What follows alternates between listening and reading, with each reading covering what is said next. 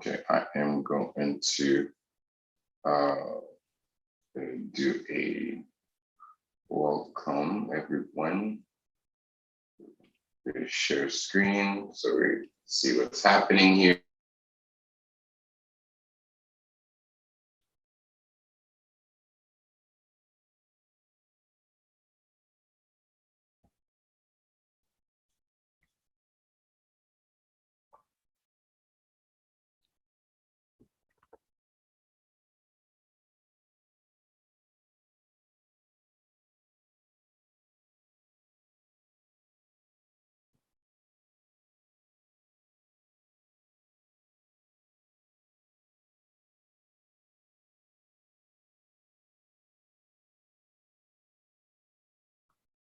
Oh, wait, Fabrice, I think you're frozen. Guess we'll have some technical difficulties here at the beginning. I will see if I can make Fabrice host again. Okay, there we go. He's back. Good. Yeah. This is the greatness of living in the 21st century when the internet is horrible. So as I was saying, I said, let me share screen right now. I'm going to redo my introduction. So welcome to the Pins On event. This one is a private event amongst some of the civil writers, where writers write in a world, flash in 1 hour. Last time we did the supernatural horror world, Hell's Mouth Studios, which went really well. We had a lot of writers from all around join us. This time around, we are exploring the ROCHE deviation world. And the main gist of this world is that it started when the moon fragments exploded. And when the moon fragments exploded, it spun the earth into different direction. And what that brought is that one side of the earth was continually hot and one side of the other earth was continually cold. And essentially that destroyed a lot of human civilizations, and there was a lot of mass exodus, mass death. And some of the fertile points, new countries started to form. And one of the countries I will explore is New Swaziland. And I'm gonna read one story from that world. And based on that, you can ask any question and I'll give the prompt. And then we'll begin. So time and space were two kings of New Swaziland. That's what they called them. A new nation was born after the disaster of the moon. Mass migration to the West African coast forced those on the continent to evaluate their collective identity as Africans. 42 nations came together. The twin brothers ruled the kingdom and implemented strict measures. First, they built a wall so they could be free from the rest of the world. They strictly controlled the flow of people that came into their lands, which became more and more prosperous. Agricultural farming and temperate weather was a constant because it's the middle part. Only in New Swaziland could they actively create stability in the world filled with chaos. One half completely under ice and societies living underground. The other half was parched and destroyed by the heat. Time was tall and his smile was always on and always wide. He was naturally born into royalty, and when he became into power, he asked his brother to join hand in hand with him. Only two could bring all the African nations and the regions together to create a new world order.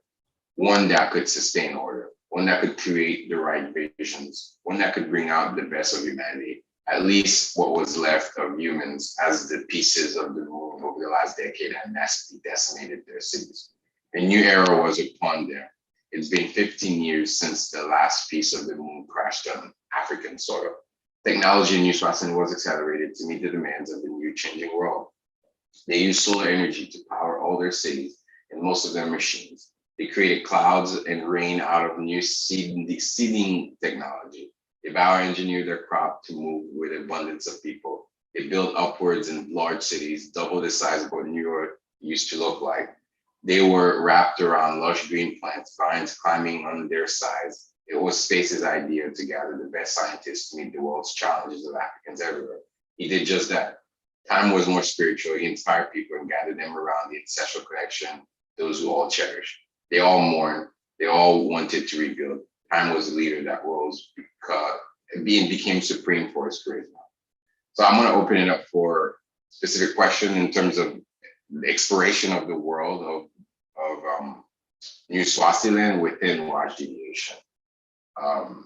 If you have any specific questions. Hey, Fabrice, I don't have any specific questions. I mean, I think the world is terrific. Is there a certain perspective that you want us to write from? I think if you can think of a character in New Swaziland, it could be someone that is just coming into the world, and because there's a lot of migrants as well from different places, I think that could be an interesting perspective.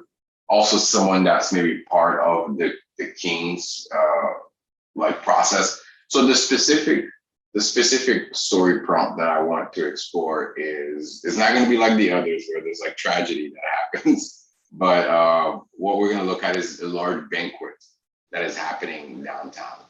Like, so they are inviting all the tribal leaders, they're inviting all the people across New Swaziland into this yearly annual banquet. And that's going to be the general prompt. It's kind of exploring the world and trying to see what is there, or just different groups of people. So like, be mindful of the technology, be mindful of like the fashion, be mindful of like the groups of people. So I guess you have free reins on what does the banquet look like. And it's in a large castle that's in the capital. And yeah, one of the things that I always imagine in this city is that I think it's in Senegal. Was it in Senegal? They have this large statue of an African man holding like his wife and his kid, and they're pointing out. But that statue is being placed into the capital city as well. Okay. But yeah. So any questions, Bryn? This is on the hot side? Is that correct? So this is in the in-between side. Okay.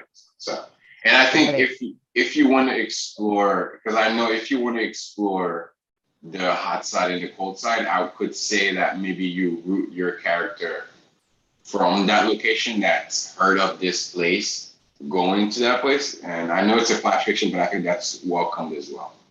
If you want to explore the hot side, Bren, or the cold side, Marsha, if you want to explore the cold or hot side, that's great. But I can make it in reference to this sort of big event that's going to happen, and they want to make it inside of that location. Right. What are there any like two conflicting groups in this area, or three, like political tensions? Definitely. There is, especially in New Swaziland, there is political conflict and like within the warring tribes, because not everyone like loves the vision that they're doing. Some people don't like the technology that's being brought into their farming land at all. And because they're using a lot of new technologies to like bioengineer their crops so they can survive. And then they're also seedling crops all throughout Africa as well. And a lot of this is sort of like, this is also a front for like looking for the shards of the moon. And because a lot of the moon minerals are very, how do I say, they're very rare, and they fuel the technology in New Swaziland and also around the world. So they go into these communities and they use the seeds and the bioengineering seeds like as like a front to explore and find these like moon fragments in a way. Yeah.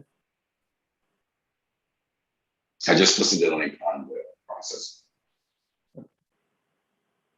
I'm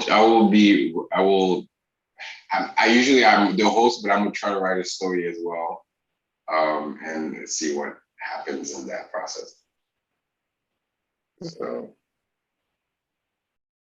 perfect. If someone comes in, I guess I'm gonna have to give them a few updates. So it's 7:20 in my time right now, and 7:55 we'll halt. Okay. How does that sound? That sounds good. Okay, perfect. We'll begin. I'll put a prompt for anyone who comes in, and I'll start writing.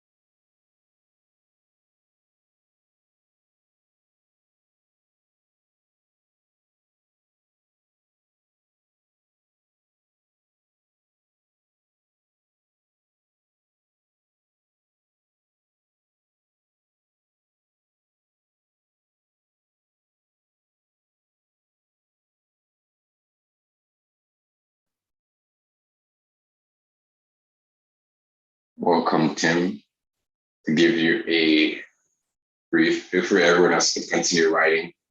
Well, to give you just brief update on the process. So we're doing the ROCHE deviation world, and the gist is that the moon exploded and turned the world into the periphery, and one side is super hot, one side is super cold. A lot of people died. And the Western world is no longer like alive because it's like super, super hot. And super, super cold, and the other side is super, super hot. But there's an in-between space where everyone's trying to reach the in-between phase. And the world that we're looking at specifically in Rajadation is New Swaziland, which is an African nation that was formed with 42 other nations. And there's a large banquet that happens in the capital. So we're writing from a character in their journey to participate in that banquet. And it can either be someone that is from the hot world or the cold world, or someone from the African nation that's going inside. And there's also new technology that they're using from like the minerals. And it's kind of a secret as well. Nobody really knows that the minerals from the moon have fueled this new technology. And they're using it as a front for a lot of things. So they're trying to do world domination in the front of like a renaissance. So yeah, but you'll find a lot of, on that link, you'll find some interesting stuff.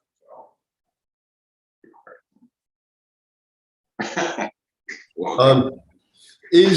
Is the world like stop spinning? Is that what it is? The world is stop spinning, yes. Gotcha. Okay. That's it. Okay. And then, so is it Earth? Yeah, it's Earth. Okay. All right. Gotcha. And then what era? So the era we are looking at is the year 2042, between 2042 and 2050. Gotcha. Okay. Gotcha. Huh. All right. Feel free to ask some more questions. We'll just extend the time a little bit.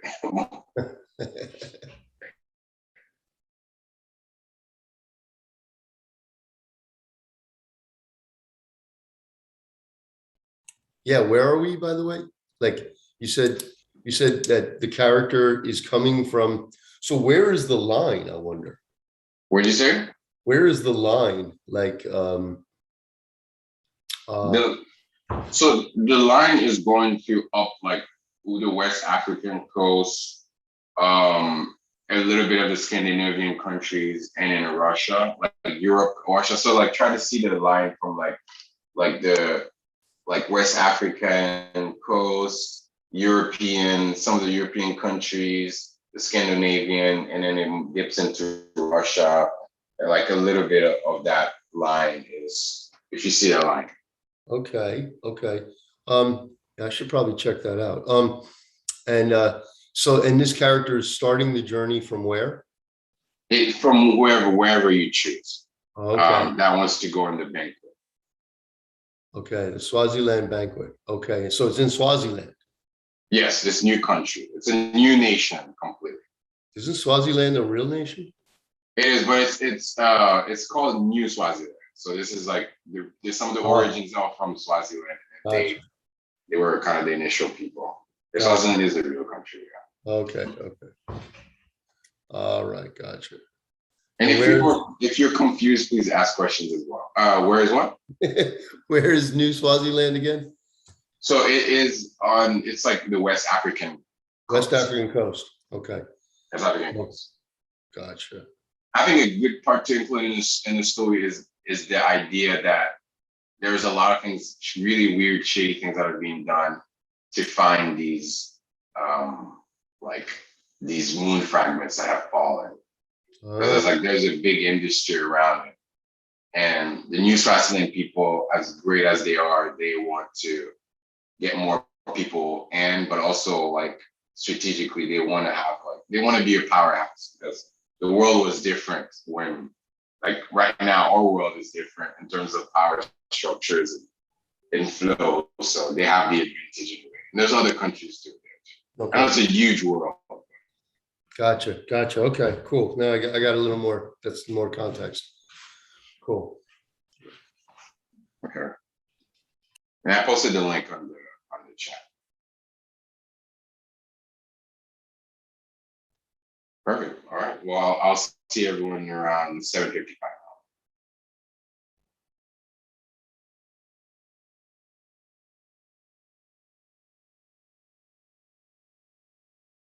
And feel free to put your name next to it. I'll put Tim. You'll be Bryn. Oh, do you hear? Marsha.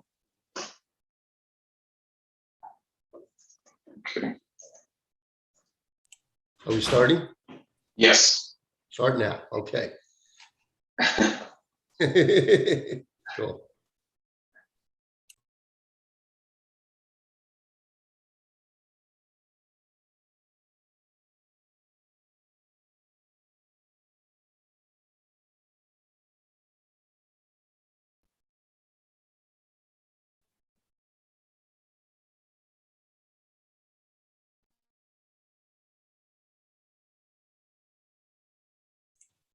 Hey, Fabrice, I'm a little confused. Sorry, man, I just woke up. Yeah. No. Yeah. Absolutely. No, just like where am I? Where are we working now? Because we're not working on this screen that I'm looking at. So the Google Doc that I shared on the chat. Oh, Okay. okay. Yeah. If you check, let's see. Teams, check on sharing. Teams. No, check on this framework here. Oh, okay. Let me reshare it again. No worries. Oh, got it. No worries. Good to ask questions. Okay, got it. Okay. All right.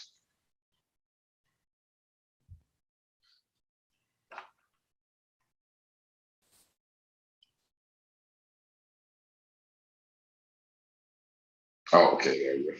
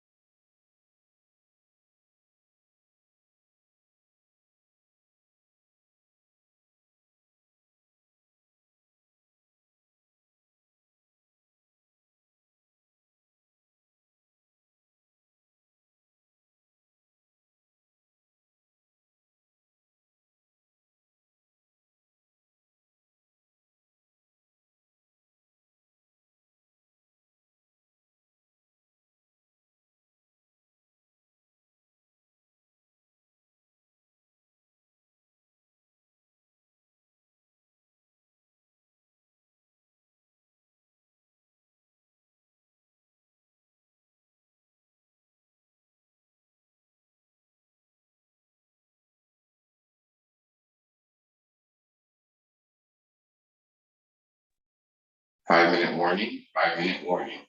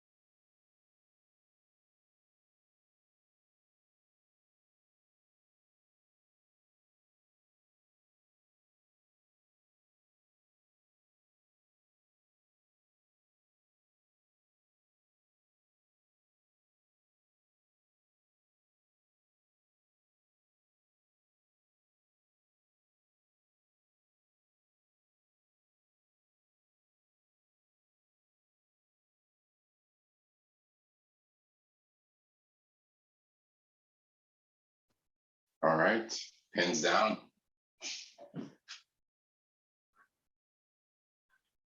Who wants to start to read first? We can go in order, or we can do popcorn. Or I can, the first, Tim, do you want to go? How's that for you? Okay, I guess I could. Tell us a bit about your character. My character is a scientist and a refugee. I guess the whole world is refugees, right?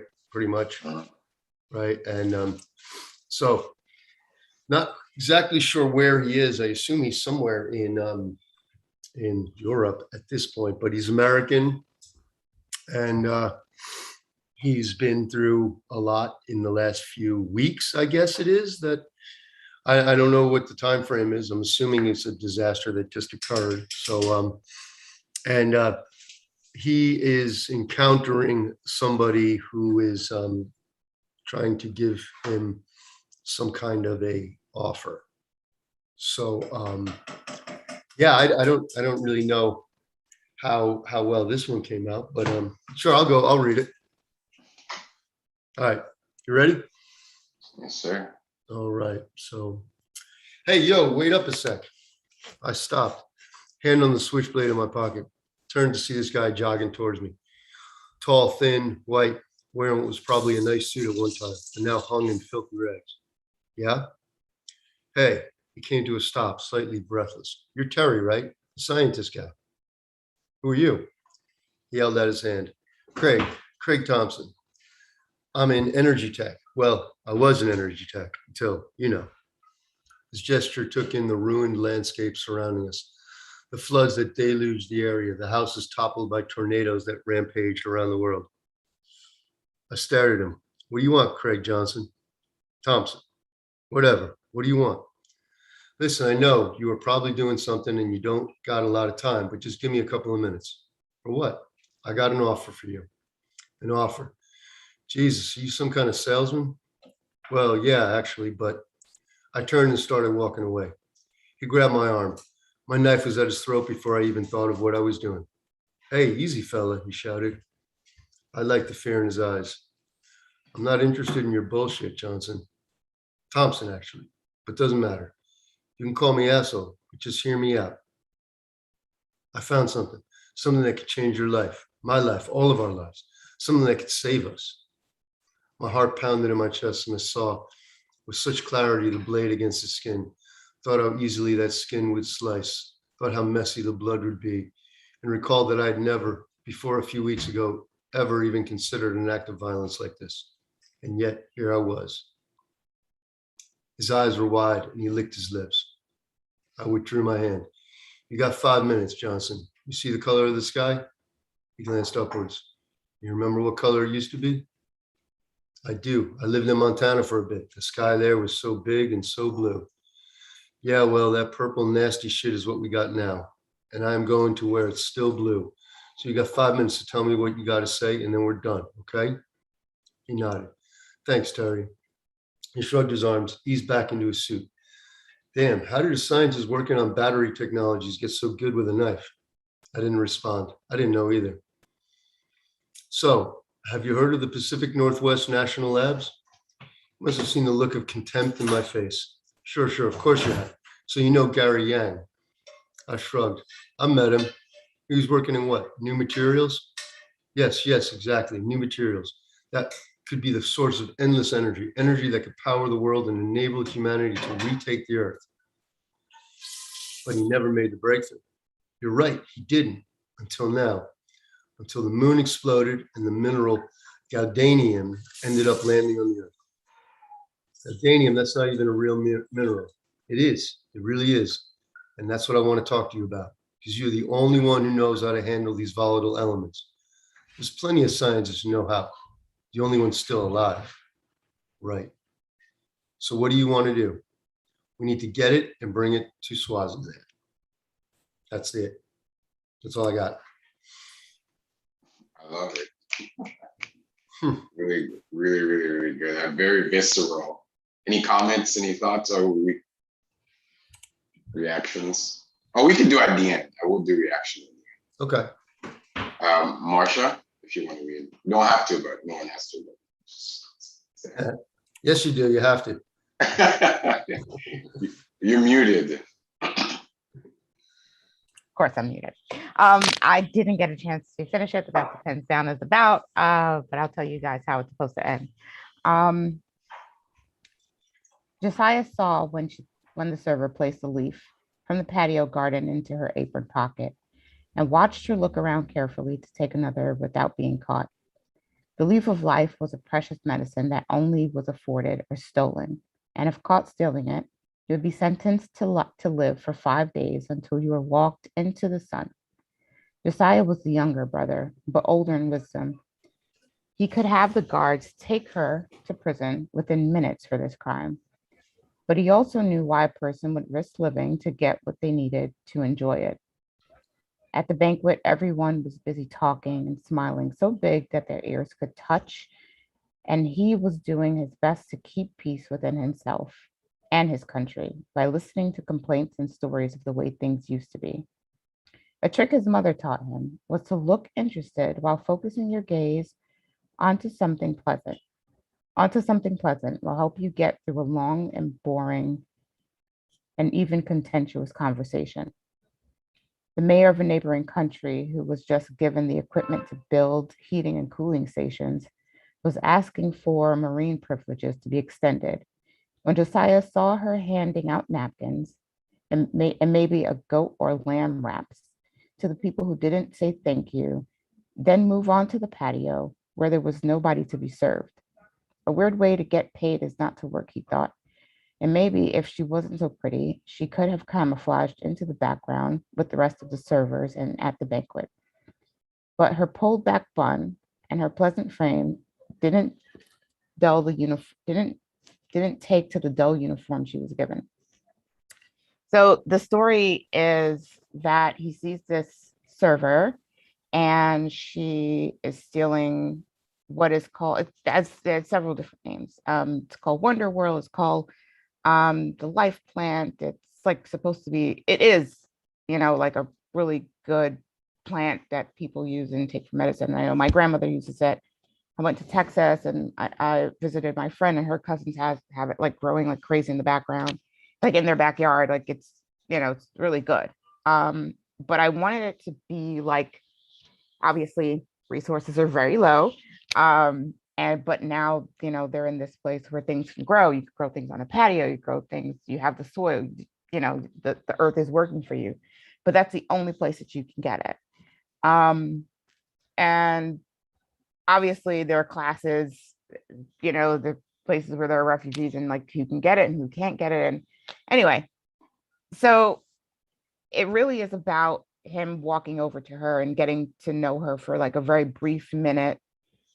I guess maybe even feeling sorry for this woman who he's attracted to, but at the same time, maybe wanting to actually get to know the people that are suffering a bit more. So I will finish the story and submit it.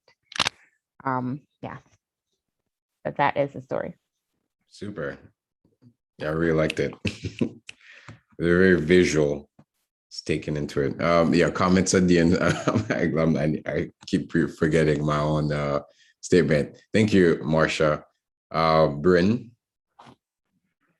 All right. So I took a little bit of a different tact than Tim did, in that I was thinking that maybe this has gone on had happened a little bit, maybe years past. So I don't remember if I missed something or if that was just maybe. Yeah, there definitely was a lot of free range in terms of the world we did incur like the specific banquet process, but I think in terms of, it's perfectly fine. Yeah. All righty. So this is about Anselman. He's a farmer. I don't think I ever actually mentioned that. Pretty lower class, at least at this point, because there are newer ways of farming that are basically pushing him out. Inside a cramped hovercraft, Anselman turned to face the front. The gliding sensation of it, both nauseating and amazing. His stomach turned with those fabricated flares of their holographic dresses. Before getting on, they'd been told that they, from the economy side, could see the high-class dining cabin, but those in the dining cabin couldn't see them. It was some cruel attempt to get them to feel the need to purchase a more expensive ticket, to make them discontent with what they had. Anselm didn't have a problem with someone doing better than others. Some were just born higher and some were born lower, like himself. It was the way of things. But when something was so disrespectful and displayed the inequality in such a way to try and make him feel bad about his own position was when he was upset. In his full tuxedo, his formal wear paled in comparison to the bright, flashy lights on the man in the dining cabin. A tuxedo could be tailor-made by a vending machine type of apparatus that would scan his body in less than 5 minutes. And yet, in his younger years, one would cost upward from 8,000 rand. Now the tux he wore cost less than 250 rand to produce. The upcoming banquet was what he needed to attend. His wife had encouraged him to go. Her idealistic mindset was that somehow they would all gather at the banquet and their problems as a society would disappear. It was the way the king wished it. But it was always a move for political gain, and Anselm refused to see it as a move for peace. This idea was that the rich make the poor discontent with what they have. The way they live, that shame that was heaped upon them was a simple ruse to get him and his family to send more money into the cycle of economy. All of the money rotating in a circle until it got caught up in the cog of the rich. The craft flowed to a halt, pulling into the station. The doors opened, letting in a puff of fresh night air. People flooded out. He was whisked along with the crowd. All the pushing and shoving. How is this banquet even going to work? There were so many people flooding towards the gate of what this society considered a castle. It was made of metal with spires curving upwards at the four corners. The wall was made up of metal bars with an image projected onto it. People sat around the table with smiles that were far too large on their faces, more false happiness that his family would never obtain. In fact, he didn't even see the images as happiness, but again, a way to make the lower class discontent with their place. He shook his head. He had to go in and be a part of this feast. It was, after all, a free meal.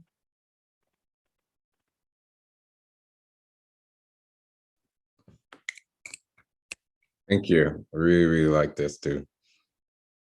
Very much. We will do comments at the end. Thank you, Bryn. I will go on to read mine. This is the first time I've participated in the Pins Down, so I was managing, kind of going to the different stories. But so this person is a scientist in New Swaziland. So I think that's kind of the big context I'll give. Okay. Everyone has a smile over their faces. It's been a long time coming since the horrors of the past. Wait a minute. That it doesn't make sense. Okay. Everyone had a large smile over their face. It's been a long time coming since the horrors of their past. When entire villages at the base of the mountains blasted into pieces when the sky fell, bodies crushed completely in massive holes underground that brought us to eternal abyss that we long fear. I never thought it would come from the moon. I was just a little boy. This banquet might be our redemption, something that us Africans could celebrate. Us Africans, and at least these migrants, and all these migrants at least, the cold refugees, the hot refugees, they were different from us. Something was off though. A mystery in this nation pondered me. I studied the moon fragments closely in the lab underground with clear glass in secret chambers and lasers. A large computer with a large screen held the maps around the world where they could acquire these fragments. I knew they fuel our technology, or green energy, or agriculture, or hovers, but they said I couldn't tell anyone or my family, the ones I had left. Lokiayo and Abeya would be killed. You have a duty to this nation, Demi. Your clearance is top secret. Don't be like Radu. His entire family perished in a fire, my supervisor said. Is that a threat, sir? I responded, and he smiled back at me. From that day on, everything changed. I was outside the capital street of New Swaziland, surrounded by tall, futuristic buildings that twisted together like vines and hovering ships that glided just above the ground. Everyone from the rural villages, at least what's left, came in the middle of the parade before the banquet tonight. The new Swaziland army garrison wore shields made of gold and silver. Their arms held a large spear with a gem on top. Masses of bodies surrounded the main route to the castle. People screamed in joy. Their hands were up, unaware that it was all for show. In a world where Africans had faced the brunt of the West, maybe their plans were to regain and reclaim in this middle point. I did venture out to the hot world with a group of other scientists to find some of the precious moon fragments. For hundreds of miles, the sea had completely dried up. Large valleys of corals had emerged, and over our skin, we had to wear a special suit, and we could be fried by the heat that was in. And yeah, and the story, the flash is more of a vignette, so I think he just kind of goes into the banquet thereafter.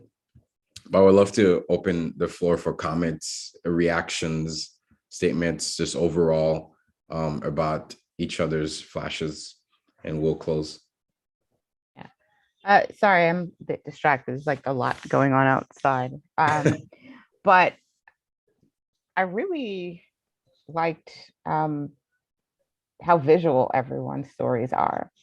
And, you know, just like, I can see exactly like what part of the future we're in, what sort of life, you know, we're living. Great. I mean, even down to the fabrics that they're wearing. I mean, that's pretty amazing. So I just want to say that as an overall to everyone's story.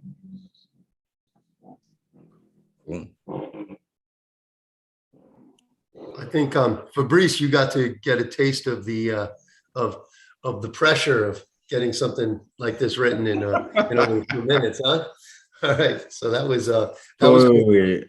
Yours was very visual. I agree with Marsha that there was some real visual. I kind of felt a little bit like I didn't quite have a grasp on what was happening. So I thought I thought everybody. I agree with Marsha that everybody had a really good visual sense of it. But I think there was the banquet. I think I personally didn't really quite. I thought banquet was a metaphor for something else. I didn't realize it was actually a banquet. Okay, so but anyway, I noticed how everybody focused on resource scarcity and how to get this kind of these moon fragments and get them and to turn it into something that would be have a potential to restore humanity and all that. So I thought that was interesting. We were all on the same page with that. But yeah, I wish I had just a little more of a concept. But anyway, it was good. It was fun. I guess we're kind of drawing from what we're living through today with like scarcity and stuff like that. We can kind of Yep, totally. kind of see it a bit more clearly. Totally. Brent, I really liked your story. I mean, I feel there's more of a world in your story where you're just like, this is the money we use, this is the clothes we wear, Yeah, this is what we like. Well, that I looked up rand. I think that's actually the currency of Swaziland. Yeah. I was like, I looked it up while I was writing. So yeah. Oh, wow. And I mean, I did the same thing. Like when it like came into my mind about like the plant, I was like, what's, because it has like many names, and like I'll finish the story and like put that in there. But it's again like everyone's story, and Tim, like yours, that I love your dialogue with everyone. yeah, And how it all like comes off. It's just like it's always like a little bit rash, and then it's like, but there's information in there that is building. And Fabrice, this is your story. So yeah, this is your world. And if I may ask, what brought you to it? Yeah, I think a lot of the world was like initially was not my only world. Like it was created with two other creators. And the process was really trying to explore what would happen in times of mass catastrophe. We like that here. Yeah. Mass catastrophe, and how would people react, and how would people like engage like their lives. And it was also like a science fiction take as well of the future, like what if this would happen? And then it kind of like the churning of ideas just started to run. I was like, okay, if the earth twisted like this, how would nations react? Like what would people do? And what certain contexts of it was almost like an imagining that future of like, how would nations reshuffle if fragments of the moon had destroyed parts of the planet and shifted the rotation of the axis and the sun. So I think a lot of it was like a what if scenario, which I think a lot of science fiction is like you ask what if, like, and then you start to explore. I think that started from that initial question.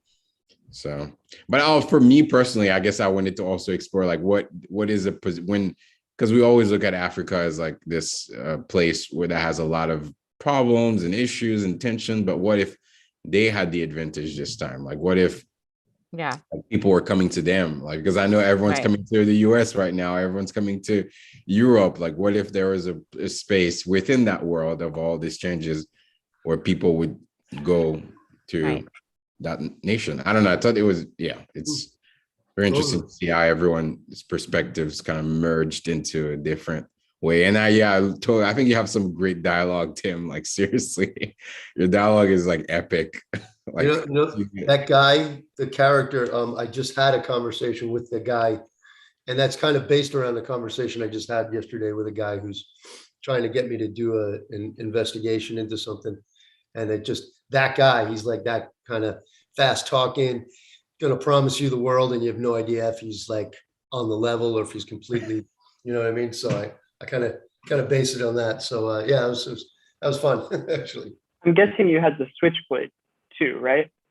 No, I didn't have the switchblade, no, myself. And I talked to him on the phone. But I was just imagining a mild-mannered person being pushed to the brink and suddenly finding this core of savage strength that, and then kind of that's where I was coming with the main character, like what has he been through to this point in the last whatever, to where he could actually do something like that. You know what I mean? And that's, I guess, the where I saw that is like everybody's suddenly in a situation where they never could have imagined, and how are they responding to it. Yeah. Totally. Yeah. Well, thank you so much for everyone participating in Pens Down. So next month we'll have another world. I'm excited for the continuation. I will press we can go on and say final thoughts, just a couple words, and then I'll stop the live. I will convene internally. Marcia, final thoughts? Final thoughts. I always love the Pens Down events. And I really enjoyed the story. I hope that we can maybe visit it. And it actually has given me some courage to maybe submit one of my worlds, and maybe just get everyone's perspective, because seeing the way that other people view situations, I think is amazing. It also gives you insight as to how and why we make the decisions that we do. So totally. Please submit, Marcia. Definitely get that up there. It'd be great to see it. Yeah. Totally. Cool. Well, I'll just go and I'll say, man, the Pens Down is really cool. What I love about this is that, like, you have no idea what you're going to getting into, and you got to just kind of pull it out of your ass, like right now, and it's like freaking, that's cool. It's so because you spend, as I probably said this before, but as a writer, you spend so much time. Who said it? Analysis paralysis. Like you just rewrite and rewrite and rewrite, and this is just really forcing you to know you got to do it. That's it. That's the page right there. So this is really it's so much fun actually. Super. Thank you. Bryn? Yeah. Pens Down is a lot of fun. I enjoy, I think, bringing out tensions in really minute things in flash fiction with Pens Down.